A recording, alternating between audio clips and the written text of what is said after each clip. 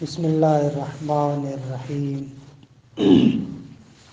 وبہ نستعین انہ خیر ناصر و معین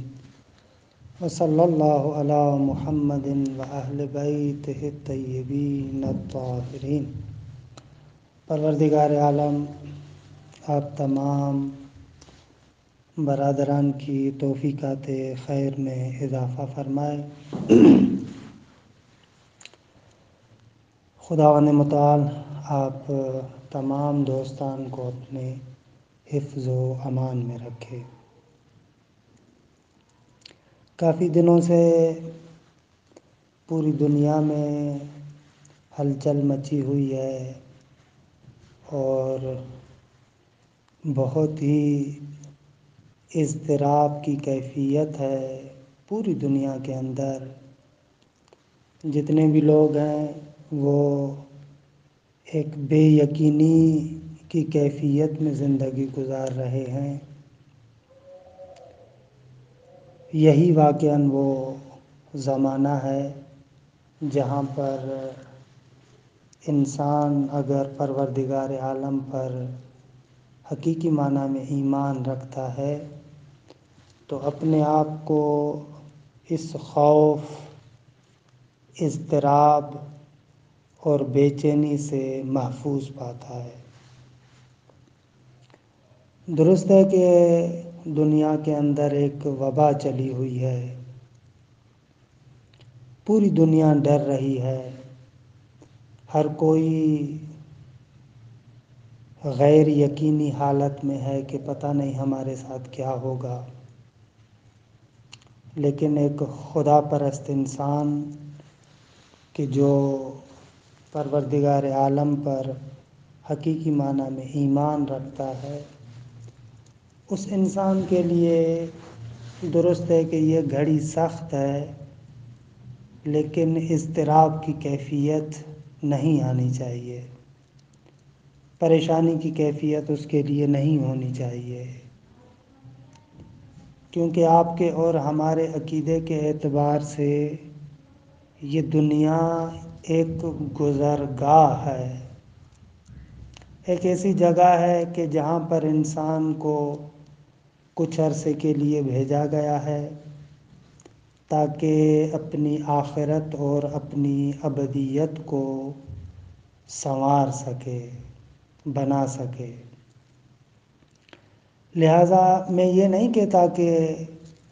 اس دنیا کے اندر انسان ان بیماریوں کا، مشکلات کا مقابلہ نہ کرے، ان کے مقابلے میں جو احتیاطی تدابیر ہیں ان کو چھوڑ دے۔ نہ، دنیا میں ہے، احتیاطی تدابیر بھی کرنی ہے۔ جو چیز میرے لیے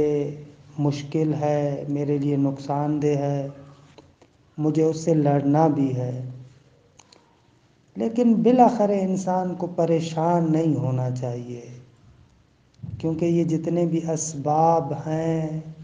درست ہے کہ اسباب اپنی جگہ پر ایک حقیقت ہے، لیکن یہ بھی ایک مسلمہ حقیقت ہے کہ ان اسباب کے پیچھے مسبب الاسباب خداوند متعال کی ذات ہے۔ وہی ذات عالی مقام ہے کہ جو اس کائنات کو اس طریقے سے تدبیر کر رہی ہے، اور میں نے بھی تو اس جگہ پر ہمیشہ نہیں رہنا، لہٰذا اس جگہ سے بالآخر کسی نہ کسی وقت میں نے کوچ کرنا ہے، جانا ہے، تو بہت زیادہ پریشان ہونے کی بھی ضرورت نہیں ہے۔ ہاں، البتہ اس میں شک نہیں ہے کہ انسان کو اس بات کے لیے پریشان ہونا چاہیے کہ میں اس دنیا سے جو دوسرے عوالم کی طرف سیر کروں گا، دوسرے عوالم کی طرف جاؤں گا، جہاں پر میری ابدیت ہے، جہاں پر میری ہمیشہ والی زندگی ہے، اس ہمیشہ والی حیات کو آباد کرنے کے لیے، اس ہمیشہ والی حیات کو تعمیر کرنے کے لیے میں نے کیا کیا ہے۔ اگر کچھ نہیں کیا تو اب بھی وقت نہیں نکلا۔ اس اپنی ابدیت کو، اس اپنی حیات کو آباد کرنے کے لیے جن جن چیزوں کی ضرورت ہے ان چیزوں میں مجھے سستی نہیں کرنی چاہیے، کیونکہ میری ابدیت کا مسئلہ ہے۔ یہاں پر آپ دیکھتے ہیں کہ ایک انسان کچھ عرصے کے لیے ہوتا ہے، نارملی اعتبار سے اگر میانگین درمیانی کیفیت کو دیکھا جائے تو درمیانی کیفیت ہر انسان کی اس دنیا میں یہ ہے کہ 60-70 سال زندہ رہتا ہے۔ یہ درمیانی میانگین ہے۔ 60-70 سال کے لیے میں جب یہاں پر آتا ہوں تو کتنی پلاننگ کرتا ہوں، کتنی تدبیر کرتا ہوں، اپنے بچوں کے بارے میں سوچتا ہوں کہ سوچنا بھی چاہیے، ان کے مستقبل اور فیوچر کے بارے میں بڑی بڑی پلاننگ ہوتی ہے میری، کہ یہ میرا بچہ کیا کرے گا، کس طریقے سے ہوگا، کہ یہ ساری چیزیں کرنی چاہیے، ان کا کوئی انکار نہیں ہے۔ لیکن جب ہم 60 سالہ 70 سالہ زندگی کے لیے اتنی پلاننگ کرتے ہیں، اتنی تدبیر کرتے ہیں، اتنا سوچتے ہیں، تو کیا واقعاً ہم لوگوں کو اپنی اس ابدی حیات کے بارے میں نہیں سوچنا چاہیے، اس ابدی زندگی کے بارے میں نہیں سوچنا چاہیے کہ جہاں پر ہمیشہ میں نے رہنا ہے؟ اب جس جگہ پر میں نے ہمیشہ رہنا ہے وہاں پر اپنے رہنے کے لیے میں نے کیا آمادہ کیا ہے، میں نے وہاں کے لیے کون سی تیاری کی ہے، کیونکہ بالآخر میرے حقیقی فیوچر اور حقیقی مستقبل کا مسئلہ ہے۔ انسان کا حقیقی فیوچر اور حقیقی مستقبل وہی انسان کی آخرت ہے، کہ اس آخرت کو میں نے کس طریقے سے آباد کیا ہے، میں اپنی اس آخرت کے بارے میں کیا جانتا ہوں۔ مجھے اس آخرت کی جب تک درست طریقے سے معرفت نہیں ہوگی، صحیح طریقے سے معرفت نہیں ہوگی، تب تک میں اپنی آخرت کو آباد نہیں کر سکتا، تب تک میں اپنی آخرت کو صحیح طریقے سے آباد کرنے کی اصلاً صلاحیت نہیں رکھوں گا۔ لہٰذا ضروری ہے کہ انسان اپنے حقیقی فیوچر اور حقیقی مستقبل کے بارے میں غور و فکر کرے، اور یہ بھی ایک جبری نعمت جو آپ کو اور ہم لوگوں کو نصیب ہوئی ہے کہ ہم لوگ اپنے گھروں میں بند ہیں، تنہا بیٹھے ہوئے ہیں۔ اپنی اس تنہائی سے، اپنی اس خلوت سے خوب استفادہ کرنا چاہیے، اور انشاءاللہ اگر یہ ہمارا سلسلہ آگے چلا تو انشاءاللہ عرض کریں گے کہ اس عالم کو آباد کرنے کے لیے سب سے بہترین فرصت انسان کے لیے خلوت ہے، تنہائی ہے۔ اپنی اس خلوت سے، اپنی اس تنہائی سے خوب استفادہ کرے، بہترین فائدہ لے، جتنا فائدہ لے سکتا ہے اتنا فائدہ لے، اور اپنی ابدیت کو سنوارے، اپنی ابدیت کو آباد کرے، اپنی آخرت کو آباد کرے۔ بالآخر اس دنیا سے جانا ہے۔ دنیا یہ وہ جگہ نہیں ہے کہ جس جگہ کے اندر انسان کو ہمیشہ کے لیے رکھا گیا ہے۔ اس جگہ سے انسان جائے گا، ہر صورت میں اس جگہ کو لپیٹ دیا جائے گا۔ یہ جو دسترخوان یہاں پر دنیا کا بچھا ہوا ہے، بالآخر ایک دن اس دسترخوان کو لپیٹ دیا جائے گا، اور آپ اور ہم تو ہر روز دیکھتے ہیں کہ ہماری آنکھوں کے سامنے کتنے لوگ آئے دن کیا آج کل کی دنیا میں تو دیکھیں ہر منٹ میں، ہر لمحے میں کوئی نہ کوئی ادھر جا رہا ہے۔ تو بالآخر میں کب تک اپنے آپ کو غافل رکھوں گا، کب تک میں جھوٹی آرزوؤں میں اپنی زندگی کو تباہ و برباد کرتا رہوں گا۔ لہذا بعض دوستوں نے بہت زیادہ اصرار کیا کہ خود اس معاد کے بارے میں، آخرت کے بارے میں ایک سلسلہ گفتگو ہونا چاہیے، خصوصاً سید بزرگوار قبلہ سید وجاہت حمدانی کہ پروردگار عالم ان کی توفیقات خیر میں اضافہ فرمائے۔ انہوں نے بہت زیادہ اصرار کیا کہ اس موضوع کو آپ چلائیں یہاں پر، کہ انشاءاللہ کوشش کرتے ہیں کہ اس معاد اور آخرت کے بارے میں کچھ بنیادی مطالب آپ کی خدمت میں عرض کریں، کیونکہ گاہے بگاہے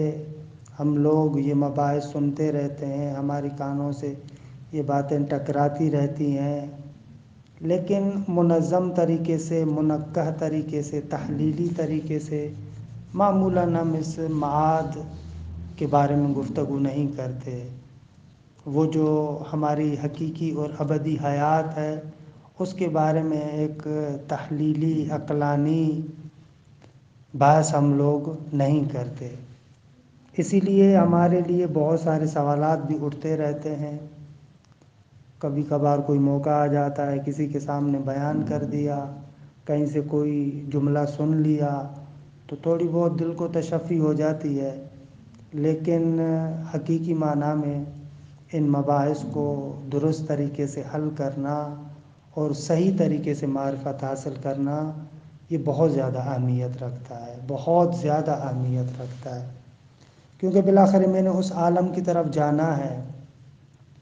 خداوند متعال نے اپنے کتاب کے ذریعے سے، اپنے انبیاء کے ذریعے سے، ائمہ اور اولیاء کے ذریعے سے اور عقل جیسی نعمت کے ذریعے سے انسان کو بتایا ہے کہ وہ عالم کیا ہے، لیکن ہم لوگ غافل ہوتے ہیں۔ تو کوشش کریں گے ان چند دنوں میں آخرت کے بارے میں، معاد کے بارے میں، یعنی اس دنیا کے بعد والے عالم کے بارے میں گفتگو کریں، لیکن ہماری گفتگو کے اندر جو جنبہ غالب ہوگا وہ تحلیلی، عقلی اور فلسفی جنبہ ہوگا۔ یعنی زیادہ تر ہماری کوشش یہ ہوگی کہ قرآن و سنت و عقل کے ذریعے سے اس عالم کی جتنی معرفت ہم حاصل کر سکتے ہیں اس معرفت کو حاصل کریں۔ یعنی دوسرے لفظوں میں اس گفتگو کے اندر ہمارا جنبہ بہت زیادہ اخلاقی اور موعظے والا نہیں ہوگا، اگرچہ خود بذات خود ان مباحث کے ضمن میں اخلاقی جنبہ بھی ہے، موعظہ بھی ہے، نصیحت بھی ہے، یہ ساری چیزیں ہیں، لیکن ہمارے مد نظر یہ والا جنبہ نہیں ہے۔ ہمارے مد نظر جو ان دروس کے اندر جنبہ مد نظر ہے وہ اس معاد کے بارے میں، آخرت کے بارے میں، اس عالم کے بارے میں ایک معرفتی گفتگو کرنا مد نظر ہے، تحلیلی گفتگو، عقلی گفتگو، فلسفیانہ گفتگو، جو بھی آپ اس کو کہیں، اس قسم کی بحث ہمارے لیے مقصود ہے۔ تو انشاءاللہ کوشش یہ ہوگی کہ ان مباحث کو اسی معرفتی جنبے میں اور تحلیلی جنبے میں آپ کے سامنے پیش کریں۔ دوسری بات کہ ان مباحث کو شروع کرنے سے پہلے معاد کے بارے میں بہت زیادہ آیات، بہت زیادہ روایات بھی ہیں، اور ہم لوگ سنتے بھی رہتے ہیں اور ان آیات اور روایات کو تھوڑا بہت کتابوں میں پڑھ بھی لیتے ہیں، لیکن افسوس سے کہنا پڑتا ہے کہ یہ خود معاد اور آخرت کے جو مباحث ہیں اس کے بارے میں جیسے جدی طریقے سے تحلیلی اور دقت کے ذریعے سے بحث کرنی چاہیے، ہمارے ہاں بہت ہی کم اس طریقے سے بحث ہوئی ہے۔ حتیٰ جو معاد کے نام پر بھی کتابیں لکھی جاتی ہیں معمولاً ان میں فقط احادیث کو لکھ دیا جاتا ہے اور ان کا ترجمہ پیش کیا جاتا ہے، یا فقط ظاہر کی حد تک ہم ان احادیث کو دیکھتے ہیں اور ترجمے کی طرف تعبداً ہم لوگ توجہ کرتے ہیں، لیکن اس بحث کے اندر، معاد کے مباحث کے اندر، معاد کی جو آیات ہیں، معاد کے بارے میں جو روایات ہیں ان کے اندر واقعاً گہرائی کے ساتھ، تحلیلی طریقے سے، دقت کے ذریعے سے، ایک نظام کے تحت واقعاً گفتگو کرنا بہت ہی ضروری ہے۔ ہمارے ہاں دیکھیں جیسے فقہا حضرات ہیں، فقہی روایات کے اندر وہ آتے ہیں، باقاعدہ بہت زیادہ اصول، قواعد ان کو مشخص کرتے ہیں، ان کو ترتیب دیتے ہیں، آیات کو ایک دوسرے کے ساتھ جمع کرتے ہیں، روایات کو ایک دوسرے کے ساتھ جمع کرتے ہیں، پھر خداوند متعال نے جو عقل جیسی نعمت دی ہے اس کو بھی سامنے رکھتے ہیں۔ ان تمام چیزوں کو مد نظر رکھتے ہوئے اس سے قواعد کو استخراج کرتے ہیں، ان قواعد کی روشنی میں پھر آ کر مختلف آیات کو سمجھتے ہیں، مختلف روایات کو سمجھتے ہیں اور باقاعدہ ایک سسٹمیٹک اور نظام مند طریقے سے ہمارے سامنے فقہ آل محمد آتی ہے کہ الحمدللہ ہمارے فقہا کی بہت بڑی زحمات ہیں اس میں کہ خداوند متعال ان کو اجر عظیم عنایت فرمائے۔ یعنی ایسے نہیں ہوتا کہ فقہی مسئلے میں، شرعی مسئلے میں کوئی بھی بندہ آئے اپنی طرف سے ایک روایت کو اٹھا لے اور اس سے آ کر کہے کہ شریعت اس طریقے سے کہتی ہے۔ نہ، اس طریقے سے فقہا اجازت نہیں دیتے، علماء اجازت نہیں دیتے، انسان کی عقل بھی انسان کو اجازت نہیں دیتی کہ بھئی اگر تم واقعاً کام کرنا چاہتے ہو فقہ کے اندر یا شریعت کے اندر، احکام فقہیہ کے اندر کام کرنا چاہتے ہو تو پھر ایسے نہیں ہے کہ صرف روایت کا ایک ٹکڑا پکڑ کے تم اس سے آ کر ایک شریعت کے حکم کو سمجھو۔ نہ، اگر واقعاً تم نے فقہ آل محمد کو سمجھنا ہے تو مجموعی روایات کو تمہیں مد نظر رکھنا پڑے گا، پھر اس کے بعد جمع بندی تمہیں کرنی پڑے گی، ان قواعد، ضوابط، اصولوں کو مد نظر رکھو گے کہ جو انہی روایات سے، انہی آیات سے، اسی عقل کے ذریعے سے انسان سمجھتا ہے، استخراج کرتا ہے، استنباط کرتا ہے، پھر ان قواعد و ضوابط کی روشنی میں آ کر روایات کو سمجھتا ہے کہ یہ ایک واقعاً سسٹمیٹک اور نظام مند طریقہ ہے کہ الحمدللہ 1000 سال سے زیادہ ہمارے فقہا نے اس سسٹم پر، اس نظام پر کہ جو اس وقت آپ کے سامنے فقہ آل محمد کی شکل میں موجود ہے کام کیا ہے کہ الحمدللہ اس وقت ایک بہترین نظام کی شکل میں آپ کے اور ہمارے سامنے فقہ آل محمد موجود ہے۔ ضرورت اس امر کی ہے کہ جس طریقے سے فقہ کے اندر، جس طریقے سے احکام شرعیہ کے اندر واقعاً ایسے نہیں کیا جاتا کہ روایت کے ایک حصے کو پکڑ لیا اور فوراً اس سے آ کر ایک نتیجہ لے لے انسان، ایسے نہیں ہوتا،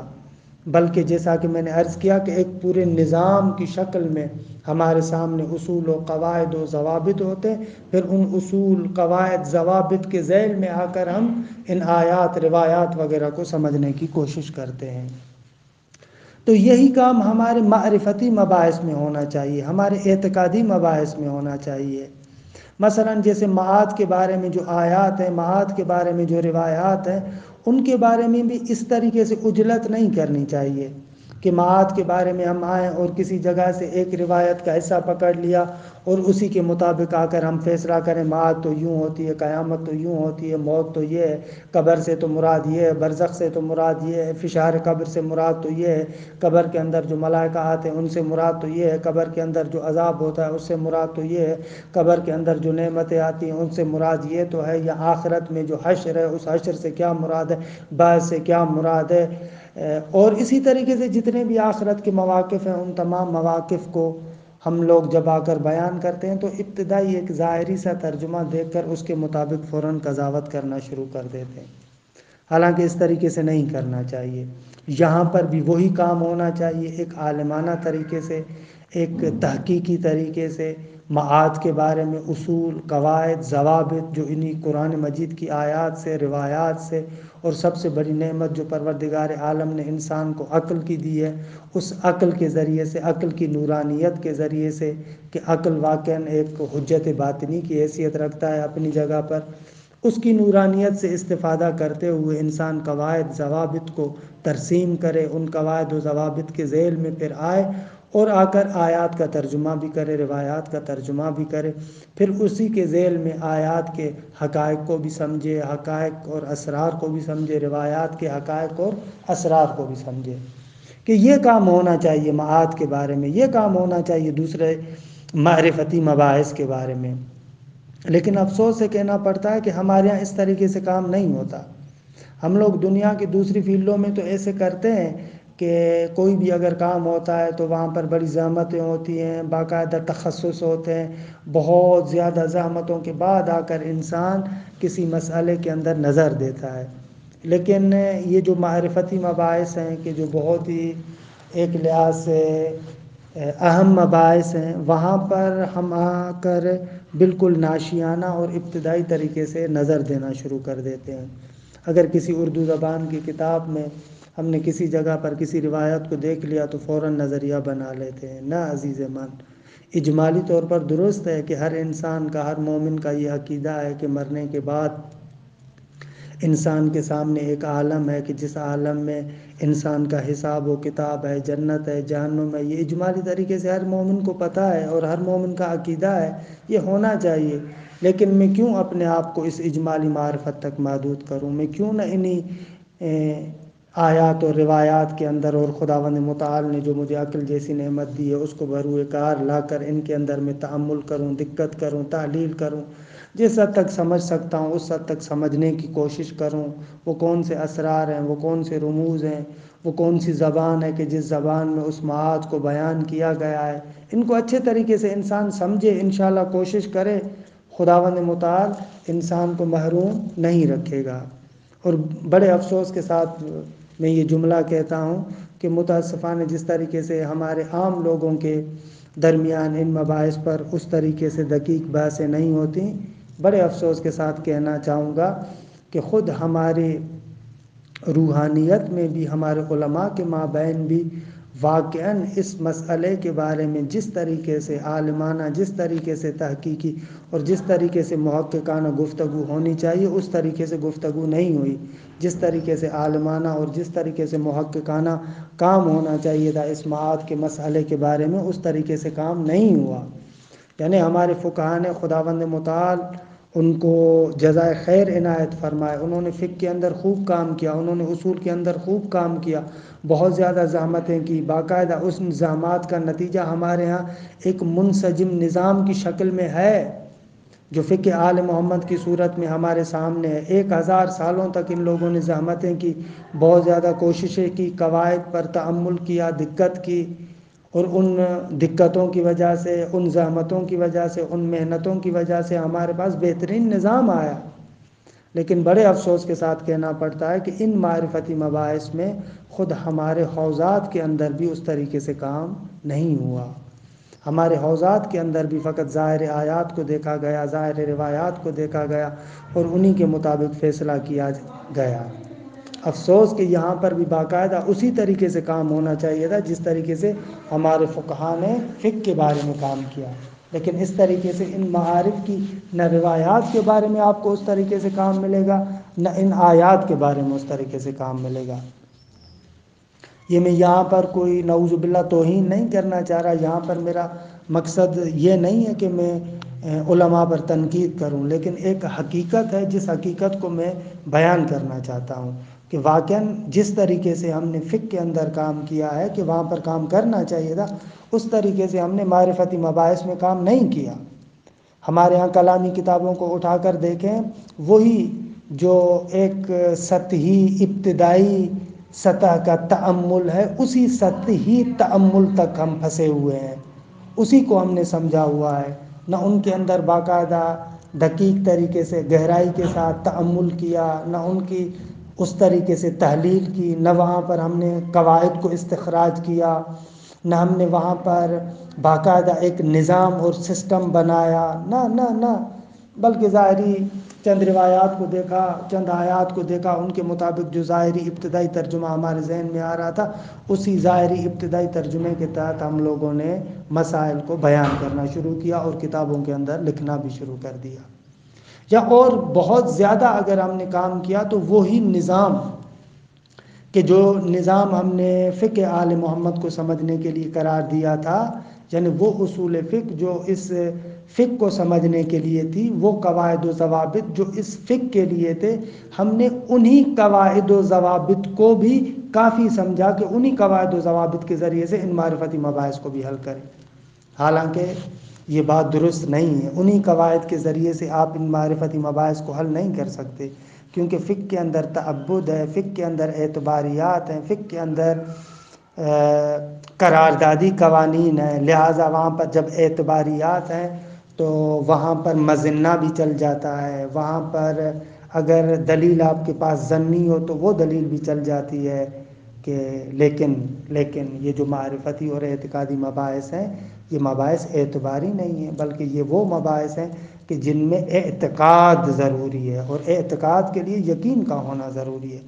یہاں پر تعبد محض تو نہیں ہے کہ آپ ظنیات کے ذریعے سے وارد ہو، یہاں پر تعبد محض تو نہیں ہے کہ جس میں آپ مظنے کو لے کر آئیں، ظن کو لے کر آئیں، گمان کو لے کر آئیں اور اس ظن و گمان کے ذریعے سے مسائل کو حل کرنا شروع کر دیں۔ یہاں پر اعتباریات کی بات نہیں ہے، حقائق کی بات ہے، معارف کی بات ہے۔ جب حقائق کی بات ہے، معارف کی بات ہے، تو یہاں پر آپ کو اعتقاد چاہیے، اور اعتقاد کے لیے انسان کو یقین چاہیے، یقین کے لیے انسان کو برہان اور محکم دلیل چاہیے۔ بہرحال یہ ہمارے خود حوزات کے اندر بھی رہا، لیکن الحمدللہ کافی عرصہ پہلے ایک شخصیت خود عالم اسلام میں مکتب تشیع کے اندر نمودار ہوئی، کہ جس نے خود اس بحث معاد کے بارے میں اس تحلیلی بحث کی بنیاد رکھی، اور اس بندے خدا نے کہ خداوند متعال اس کو اجر عظیم عنایت فرمائے، اس بندے نے ان قواعد اور ضوابط کو ترتیب دیا کہ جن قواعد اور ضوابط کے ذریعے سے آپ منسجم اور نظام مند طریقے سے اس معاد کے بحث کو سمجھ سکتے ہیں۔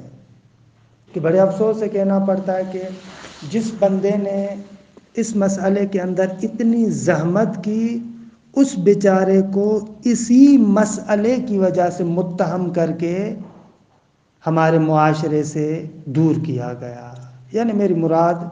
صدر المتعلقین شیرازی المعروف ملا صدرہ ہے، کہ یہ وہ پہلی شخصیت ہے کہ جس نے واقعاً معاد کے مباحث کے اندر ایک تحول ایجاد کیا۔ وہ جو ہم فقط ظاہری ترجموں تک محدود تھے، وہ جو ہماری نگاہ آیات اور روایات کے بارے میں فقط ایک سطحی اور ابتدائی تھی، اس بندے خدا نے آ کر معاد کے بارے میں جو آیات ہیں، معاد کے بارے میں جو روایات ہیں، یا معاد کے متعلق جو عقلی اصول انسان اپنی عقل سری سے حاصل کر سکتا ہے، ان کے اندر اس نے تأمل کیا، اور اس خدا کے بندے نے واقعاً معاد کی آیات اور روایات کو سمجھنے میں ایک بہترین سسٹم اور نظام ہمارے سامنے پیش کیا، کہ الحمدللہ پھر بعد میں بہت سارے بزرگان آئے جنہوں نے اسی بزرگوار کے طریقہ کار کو ادامہ دیا، آگے چلایا، یہاں تک کہ مرحوم علامہ طباطبائی، امام خمینی، حضرت آیت اللہ جوادی آمولی جیسی شخصیات ہمارے سامنے معاصر زمانے میں ہیں۔ یعنی افسوس یہ ہے نا، یہ بالکل اسی طریقے سے مسئلہ ہے جس طریقے سے مکتب تشیع کو یہ کہا جاتا ہے کہ ان کے ہاں توحید کا نظریہ درست نہیں ہے، نعوذ باللہ یہ لوگ مشرک ہیں۔ حالانکہ سب سے زیادہ قوی توحید کے بارے میں نظریات مکتب تشیع کے اندر موجود ہیں، اسی مکتب کے اندر سب سے زیادہ قوی نظریات بھی موجود ہیں، لیکن کیونکہ ہم لوگ ان کو صحیح طریقے سے لوگوں تک پہنچاتے نہیں ہیں، یا سامنے والا مغرض ہے، جانتا بھی ہے، جان بوجھ کے اس طریقے سے پھیلانا چاہتا ہے، یا سامنے والا جاہل ہے، وہ مکتب تشیع کا جو توحید کے بارے میں نظریہ ہے اس کو صحیح طریقے سے نہیں جانتا، اس لیے یہ ساری باتیں پھیلاتا ہے۔ عیناً بلا تشبیہ عرض کر رہا ہوں، یہی مسئلہ ہم لوگوں نے ملا صدرہ کے بارے میں بھی کیا ہے، کہ معاد کے بارے میں حتیٰ ملا صدرہ سے پہلے یہ تحلیلی، عقلی اور دقت کے ساتھ مباحث آیات کے اندر اتنا دقیق تأمل ملا صدرہ سے پہلے ہمیں بالکل نہیں ملتا۔ دوسرے علماء نے جو زحمات کیے ظاہر کی حد تک اپنی جگہ پر ہے، اس بندے خدا نے بہت زیادہ زحمت کی ہے۔ حتیٰ میں صرف فقہاء کی بات کیوں کروں، میں فقط متکلمین کی بات کیوں کروں، بلکہ ملا صدرہ سے پہلے حتیٰ جو فلاسفہ حضرات گزرے ان لوگوں نے بھی معاد کے بحث میں اس طریقے سے بحث نہیں کی جس طریقے سے بحث کرنے کا حق ہے، اور ملا صدرہ اس چیز کے بارے میں بہت زیادہ تعصب بھی کرتے ہیں، افسوس کا اظہار بھی کرتے ہیں، اپنی تصنیفات میں بہت زیادہ افسوس کرتے ہیں خود بو علی سینا پر، کہ بو علی سینا جیسی اتنی عظیم شخصیت کہ جو نابغہ روزگار تھا، اتنا عظیم مفکر، لیکن ملا صدرہ افسوس کرتے ہیں کہ ایکاش وہ بندہ جتنا ٹائم اس نے طب میں لگایا، جتنا ٹائم اس نے دوسرے علوم میں لگایا، ان کو چھوڑ کر اسے چاہیے تھا کہ خود معاد کے باعث میں اور زیادہ وہ ٹائم لگاتا، اور زیادہ دقت کرتا، اور زیادہ تأمل کرتا، قرآن مجید کی آیات کے اندر، روایات رسول اللہ صلی اللہ علیہ وآلہ وسلم کے اندر، احادیث پیغمبر کے اندر یہ تأمل کرتا، ان اسرار کو سمجھتا، کسی حد تک راستہ نکالتا، تھوڑا بہت آگے لے کر جاتا۔ لیکن ہم دیکھتے ہیں کہ نہ، اس طریقے سے بو علی سینا بھی معاد کے اندر جس طریقے سے بحث کرنی چاہیے اس طریقے سے بو علی سینا جیسا بندہ بھی بحث نہیں کرتا۔ اور پھر ملا صدرہ خود جو ایک بہت بڑے خاندان سے تعلق بھی رکھتا ہے، امیر خاندان سے تعلق رکھتا ہے، تقریباً وزارت کے گھرانے سے تعلق رکھتا ہے، لیکن اپنے ان ظاہری تمام عیش و نوش کو چھوڑ کر علم کے لیے اپنی زندگی کو وقف کرتا ہے،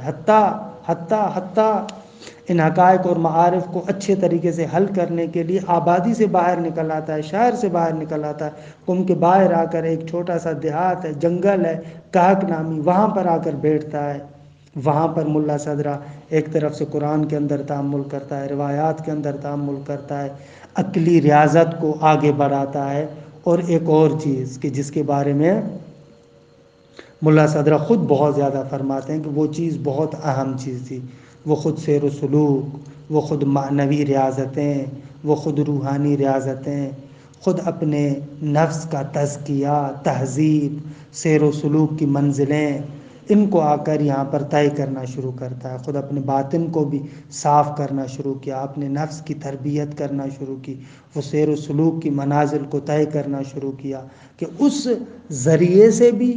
قرآن کے اندر تأمل کرنے سے بھی، روایات کے اندر تأمل کرنے سے بھی، عقلی مباحث میں بھی تأمل کرنے کے ذریعے سے ملا صدرہ نے بالآخر ہمارے سامنے ان معرفتی مباحث کو سمجھنے کے لیے ایک سسٹم پیش کیا اور ایک نظام ہمارے سامنے دیا کہ اس سسٹم اور نظام کے تحت الحمدللہ کسی حد تک ہمارے لیے قرآن مجید کے اندر جو معاد کے بارے میں آیات ہیں، روایات بیان ہوئی ہیں، ان روایات کے بارے میں بھی کسی حد تک ہمیں بصیرت حاصل ہوتی ہے۔ لیکن افسوس سے کہنا پڑتا ہے کہ یہ شخصیت کہ جس نے معاد کے بارے میں اور ان معرفتی مباحث کے بارے میں اتنا بڑا کام کیا، لیکن ہمارے ہاں بالآخر اس جیسی عظیم شخصیت کی بھی ناقدری ہوتی ہے۔ وہ بندہ بھی آ کر ملا صدرہ پر کمنٹ کرنا شروع کر دیتا ہے کہ جس بندے کو بالکل ابتدائیات کا بھی پتہ نہیں ہے۔ واقعاً ملا صدرہ کو معاد کے مسئلے میں برا بھلا کہنا اسی طریقے سے جیسے آج کے زمانے میں ایک وہابی آ کر شیعوں کو کہے کہ ان کے پاس توحید نہیں ہے۔ واقعاً وہ وہابی جو آ کر کہتا ہے کہ شیعوں کے پاس نظریہ توحید نہیں ہے، توحید کے بارے میں کچھ نہیں جانتے ہیں، اگر ان لوگوں کو بھی کہا جائے کہ تم آؤ مکتب اہل بیت کو درست طریقے سے پڑھو، مکتب اہل بیت کو سمجھو، تو تمہیں پتہ چلے گا کہ توحید مکتب اہل بیت میں کس طریقے سے بیان ہوئی ہے۔ تو بلا شبہ،